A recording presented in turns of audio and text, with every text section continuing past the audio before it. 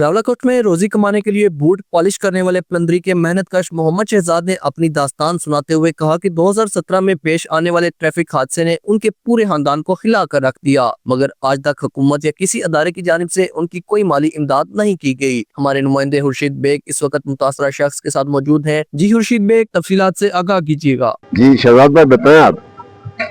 سر 2017 9 مہینے 16 تاریخ ایکسیڈنٹ ہوا ہے۔ اس ٹائم تک D C, S P, commissioner, وزیر اعظم کسی نے میری مدد نہیں کی ہے، اور میں آج جوتی پالش کر کے گھر کا نظام چلا رہا ہوں اور قرضے میں بال قرضے میں ڈوبا ہوں، ٹھیک ہے، اور انصاف نہیں ہے ہمیں۔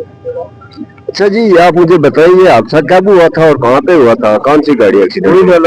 وہی نالا روڈ پہ افسر مارکیٹ شاہزور صبح 4:30 بجے ایکسیڈنٹ ہوا۔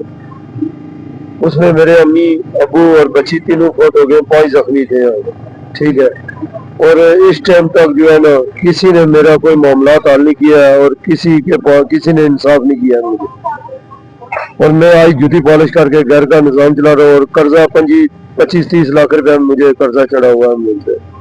ویسے بیسکلی آپ کہاں کے رہائشی ہیں؟ سر پلندری کے رہائشی ہیں، تو یہ فائل آپ کو پلندری میں بنی ہے؟ جی ہاں، ڈی سی پلندری ڈی سی کے پاس ہے۔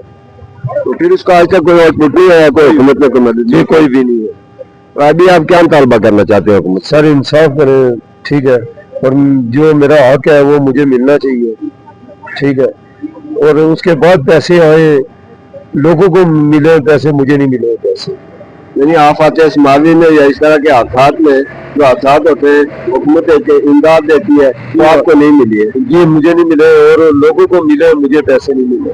2017 سے تقریباً کتنا عرصہ ہو گیا ہوگا آج تک؟ سر 8 سال ہو گئے۔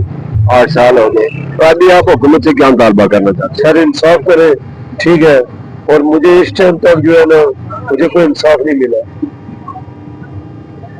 یہ تھی ایک محنت کش جو ہمیں تفصیلات بتا رہے تھے۔ اس حادثے کی وجہ سے شہزاد در بدر ہو گئے۔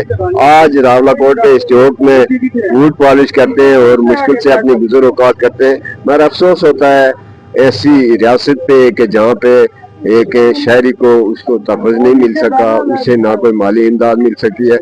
ہم حکومت سے، ارباب اختیار سے مطالبہ کرتے ہیں کہ اس سے لوگوں کی حوصلہ افزائی کرے۔ محمد خورشید بیگ، راولاکوٹ۔